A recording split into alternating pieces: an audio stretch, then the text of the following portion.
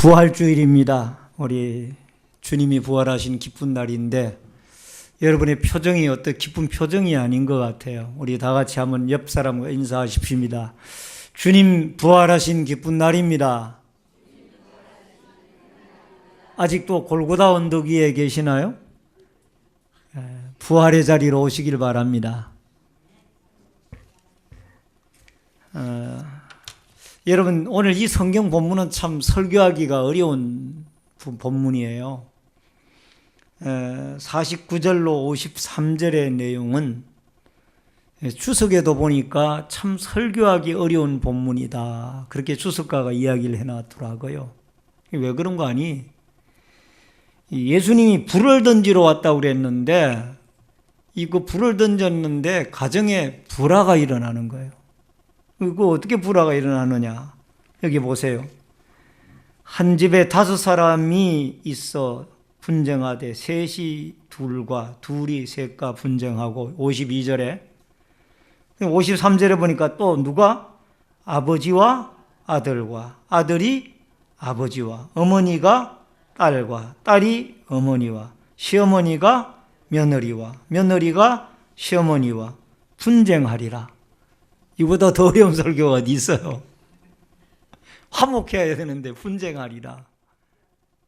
큰일 났어요? 화해하면 돼요? 그래도 이 강의 설교라는 게 차례대로 해나가야 되니까 이 설교를 제가 고민을 많이 했습니다. 근데 이 불이 무엇을 의미하는가부터 먼저 우리가 정의를 할 필요가 있어요. 보편적으로 생각하면은 내가 불을 던지러 왔노니 하면 이 불이 성령의 불로 사람들이 생각을 해요. 근데 그 성령의 불이 아니에요. 그러니까 성경을 한 단어나 한 문맥 막 딱 띄어가지고 하면 그 이단이 되는 거예요. 풀이를 잘못한다고 말이에요.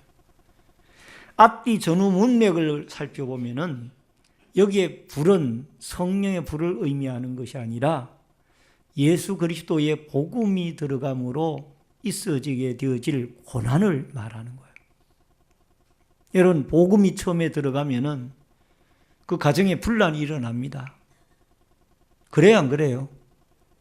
저도 안 믿는 집안에서 주일학교 다니고 또 나중에 청년이 돼가지고 독실한 신자가 돼가지고 집에 가니까 뭐 제사 때 절도 안 한다고 그러죠. 또 장례식 때 아버님 장례식 때 나는 기독식으로 하자고 막 우기고 형은 또 안 된다고 그러고 이것 때문에 또 분란이 일어나고, 그러니까 이런 문제가 발생을 하니까 아버님이 살아계실 때 저보고 딱 하신 말이 있어요. 야, 너는 우리 성가 문종에서 네 이름 호적을 파가라 그랬어요. 예수를 혼자 믿겠다고 고집을 하니까. 그러다가 이제 그 아버님이 나중에 돌아가시기 전에는 저희 고향교회에 출석을 좀 하셨어요.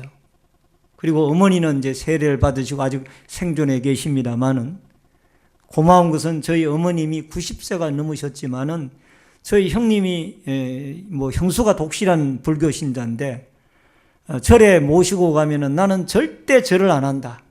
부처님한테 절 안 한다. 왜? 내 아드님이 목사님이고 나는 세례를 받아서 하나님 앞에 세례를 받은 하나님의 자녀이기 때문에 나는 부처에게 절대 절 안 한다. 절을 안 하신다고 그러더라고요. 고맙더라고요. 할렐루야.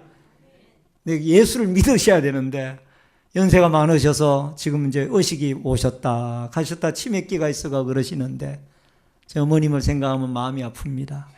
어쨌든 기도를 좀 많이 해주시고요. 중요한 것은 여기에 불이라는 것은 고난을 말하는 것이 성령의 불을 의미하는 건 아니에요. 이 전체 맥락을 무엇을 이야기하는 거 아니?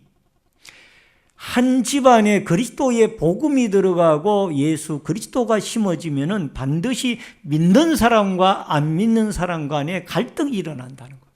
이거는 부부 간에도 마찬가지고 부모와 자녀 간에도 마찬가지예요. 여러분, 안 그래요? 예수 그리스도를 믿는 사람들이 형제들 간에도 이 믿는 신앙 때문에 명절 때가 되어지면은 아니면 어떤 장례나 결혼이나 이런 문제가 되려면은 서로 쌍방 간에 문제가 일어나잖아요. 제사를 지내자, 추도 예배를 드리자.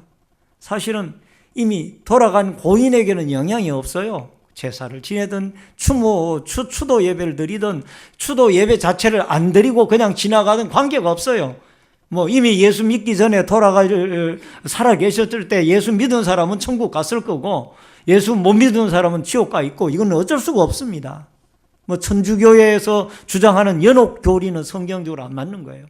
중간에 가 있다가 자손들이 잘하면은 천당으로 뛰어 올라가고 안 그러면 지옥으로 떨어지고 그거는 성경에 그런 말이 없어요. 연옥이라는 말이 없다고 말이에요. 그래서 이미 이 땅에 있을 때 여러분과 제가 결정이 되어지는 거예요. 그래서 중요한 것은 여러분과 제가 이 땅에 있을 때 천국의 소망을 가져야 되고 구원의 확신을 가져야 되고 부활의 주님이 나와 함께 하시고 나는 분명히 죽어서 천국 갈 것이다 라는 이런 구원의 확신과 은혜가 여러분과 저에게 있어야 될 줄 믿습니다.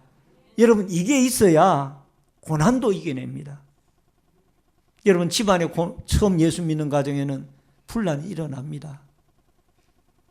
예수를 믿으면은 처음에 안 믿는 남편이 아내가 예수 믿으면은 일주일에 딱 한 번만 가라고 그럽니다. 아내가 사랑스러우니까 하도 요청을 하니까 그러다가 어떻게 보니까 오후 예배까지 가고 어떤 날은 수요일 날도 가고 어떤 때는 또 심야 기도도 가고 어떤 때는 또 새벽에도 가시거든요. 그러니까 이 남편이 들으면 겁이 나는 거예요. 우리 부인이 이러다가 미치면 어떡하나. 그래가지고 자꾸 제재를 가합니다. 그러면 또 아내는 그게 싫거든요. 그래도 우리가 지혜롭게 해야 되는 것은 그 남편의 입장을 이해를 해야 돼요. 그 남편 보고 당신은 마귀야 그러면 여러분 교회 못 가게 해요. 그래도 우리는 그 남편을 위해서 기도해야 됩니다. 아멘. 이런 일들이 충분히 일어날 수 있다라는 거예요. 또 부모는 믿는데 자식은 예수를 안 믿는다고 말해요. 그러면 부모가 교회 나가서 야, 너 교회 나가자 하면은 그게 듣기 싫다는 거예요.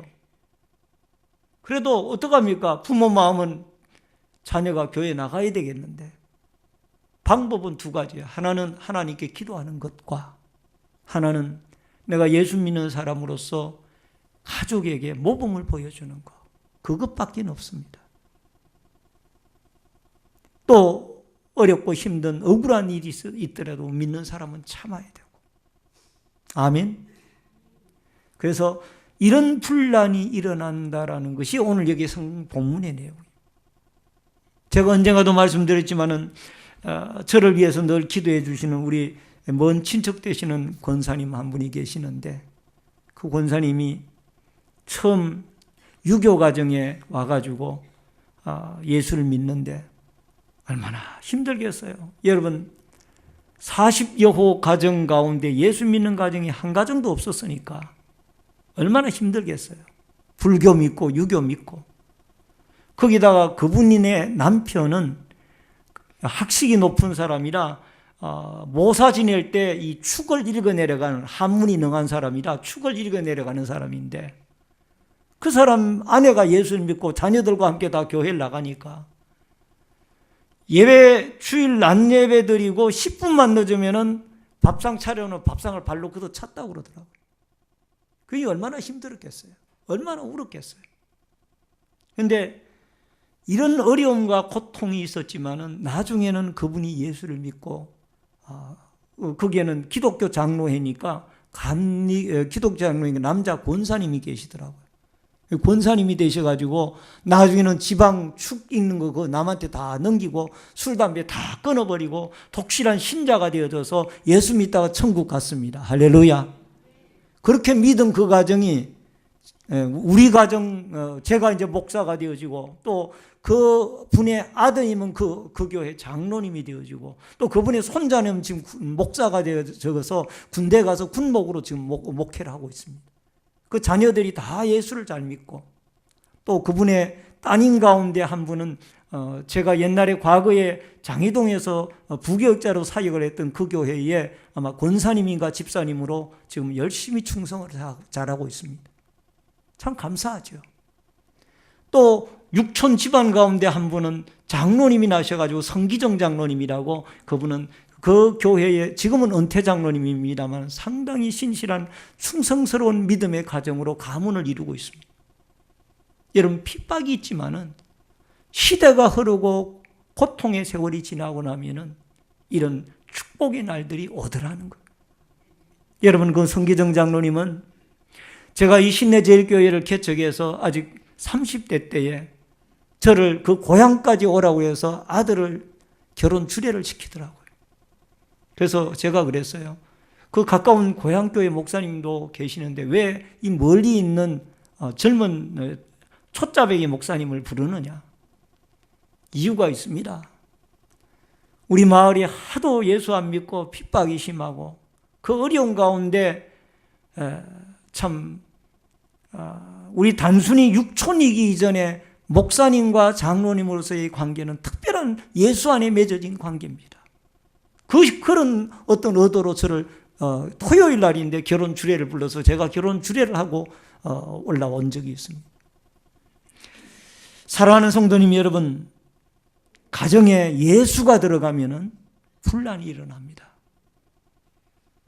그러나 그 분란을 마귀의 역사라고 정죄하지 말고 성경이 이걸 예언을 해놓았으니 이거를 당연한 일로 알고 우리가 하나님께 더 기도하고 주여 나는 부족하오니 아버지께서 이 분란의 어려움이 다 정복이 되어지고 온 가족이 복음화가 되어져서 화평과 축복의 날이 오게 하여 주시옵소서. 아멘. 저는 참 눈물을 많이 흘렸습니다. 불신의 가정에서 태어났기 때문에. 그러나 고마운 것은 지금 아마 강동구에 사시는 저의 사촌이 작은 어머님이 예수를 믿습니다. 그리고 위임식 때 사진 촬영을 해주셨던 성기일 집사, 사촌 남동생과 그 부인과 그 가족이 예수를 믿고요. 또 지난주 이번 주간에 다녀갔던 성미란 사촌 여동생이 예수를 잘 믿습니다. 얼마나 감사한지요.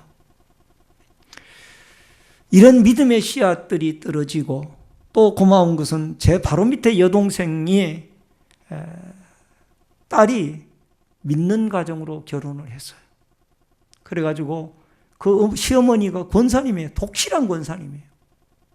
그리고 그 가정이 예수를 믿습니다. 그 아버지는 독실한 불교 신자거든요. 제 여동생하고 매제하고. 그래도 그 딸이 예수를 믿어요. 믿으니까 이제는 기독교에 대해서 생각하는 것이 달라져 가는 거예요. 여러분, 얼마 전에 제가 한번 수요 예배 시간에 소개를 했던 걸로 기억이 나는데 2015년도 3월 17일, 이건 전혀 정치적인 입장에서 제가 이야기하는 건 아닙니다. 국민일보 30면 기사에 독실한 크리스찬인 원희룡 제주도 도지사에 대한 기사가 실렸습니다. 그 기사의 내용이 3월 22일 열린 한라산 산신제에서 초혼관 역할을 종교적 양심에 따라 거부를 했다.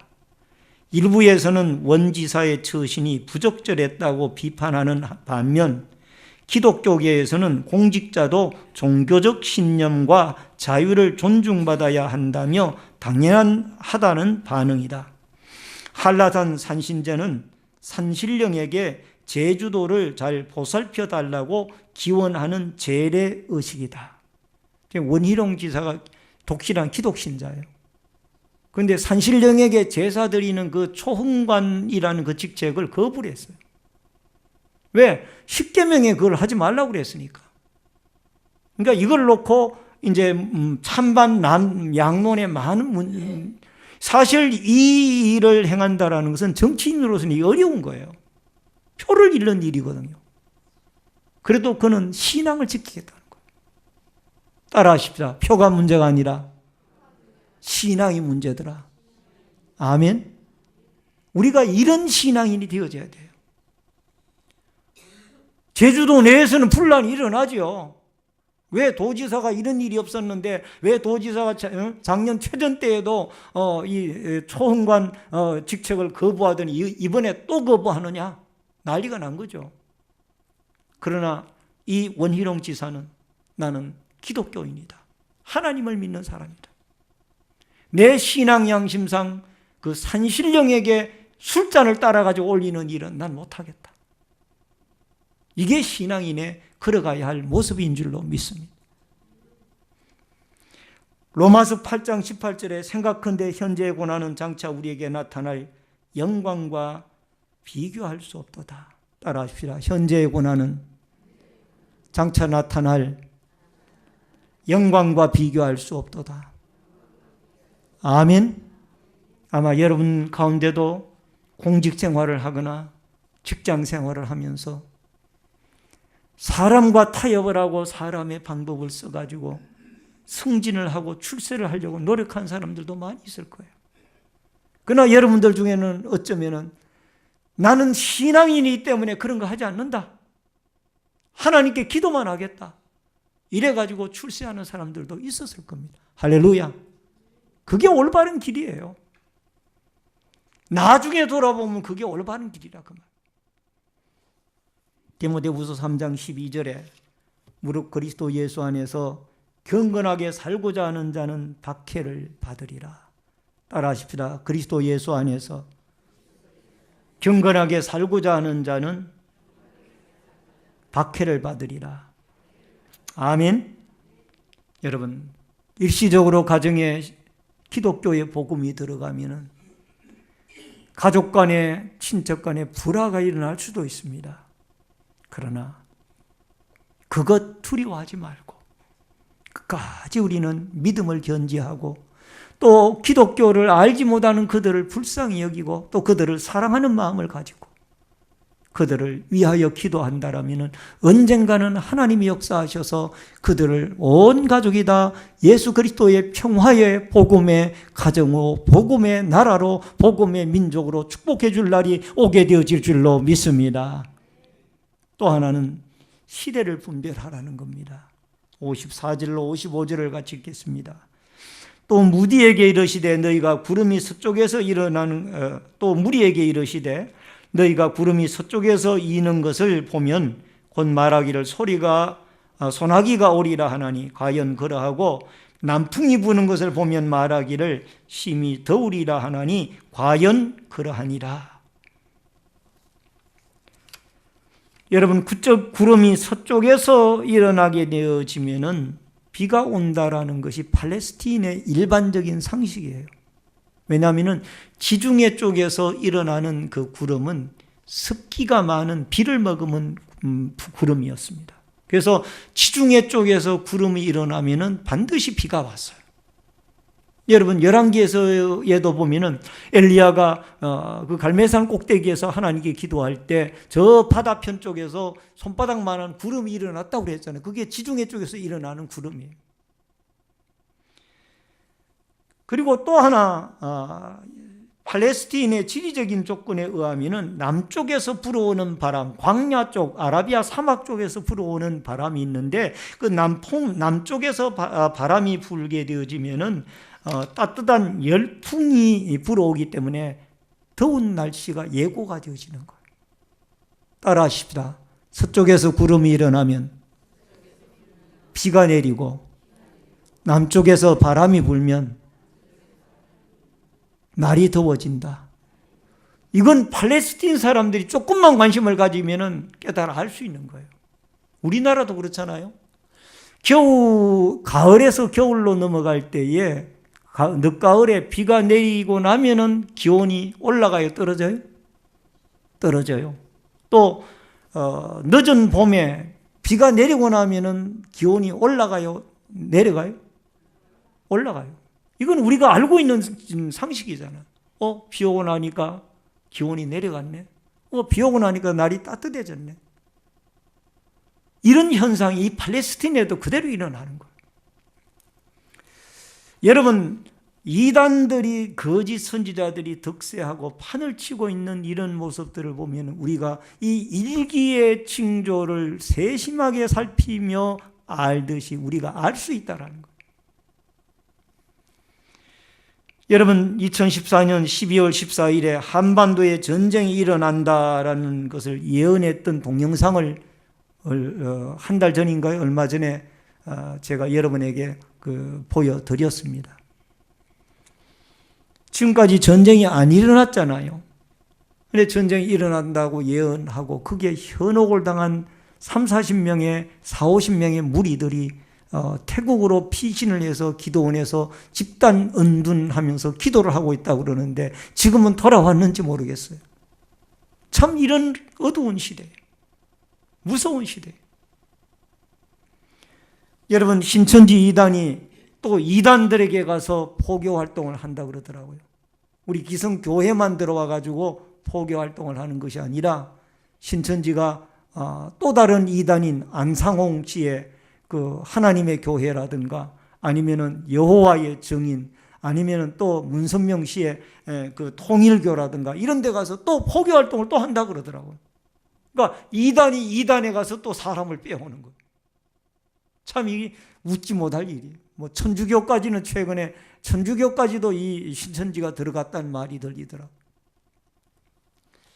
오늘 사랑하는 성도님 여러분, 우리가 살고 있는 이 시대에는 자국의 이익을 위해서는 여러분 영원한 적도 없고 영원한 아군도 없습니다. 자국의 경제적인 이익을 위해서는 영원한 적도 없고 영원한 아군도 없어요. 우리가 살고 있는 시대가 그런 시대가 된 거예요.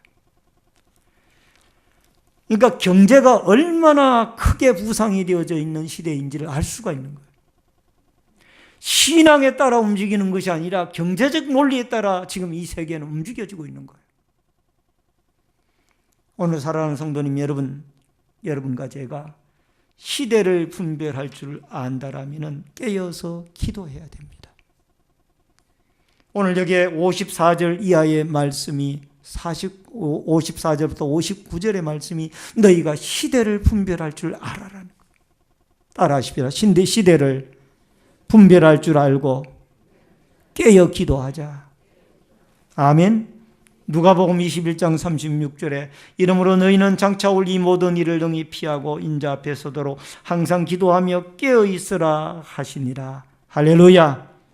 베드로전서 4장 7절로 8절에 만물의 마지막이 가까웠으니 그러므로 너희는 정신을 차리고 근신하여 기도하라. 무엇보다도 서로 뜨겁게 서로 사랑할지니 사랑은 허다한 죄를 덮느니라. 따라하시다. 만물의 마지막이 가까웠으니 정신을 차리고 근신하여 기도하라. 아멘. 여러분, 날씨의 징조는 우리가 잘 구분을 하면서 왜 이 시대의 영적인 흐름은 구분하지 못하느냐. 이게 주님이 우리에게 오늘 요구하는 중요한 요청의 말씀입니다. 날이 따뜻해지면은 이제 새싹이 돋아나고 또 꽃이 피고 또 무성한 실록의 계절이 다가오고 또 가을이 다가와서 단풍의 계절이 오고 추운 서리가 내리고 겨울이 다가오게 되어지면 눈이 내리고 이런 것을 우리가 분별하면서 왜 이 영적인 시대의 흐름은 우리가 분별하지 못하고 둔한 상태로 그대로 살아가고 있느냐. 이게 오늘 주님이 우리에게 구중하고 있는 겁니다. 따라하십시다. 주님 오실 날이 가까웠습니다. 아멘. 주님 오실 날이 임박한 거예요. 여러분과 제가 깨어 기도하고 하나님의 말씀에 귀를 기울이고 더 나아가 내가 믿음에 서 있는지 우리 자신의 믿음을 늘 점검을 하고 주님 오실 때에 부끄러움 당하지 아니하고 주님 나라에 기쁨으로 올라갈 수 있는 순례자의 길을 다 후회함이 없이 믿음의 아름다운 사람으로 달려갈 길을 달려갈 수 있는 이 축복과 은혜가 여러분과 저에게 꼭 있어지기를 주의 이름으로 축원합니다. 축원합니다. 우리 다 같이 말씀을 생각하고 주여를 한번 외치고 통성으로 뜨겁게 한번 기도하겠습니다. 깨어서 기도하게 해달라고 다 같이 우리 통성으로 뜨겁게 한번 기도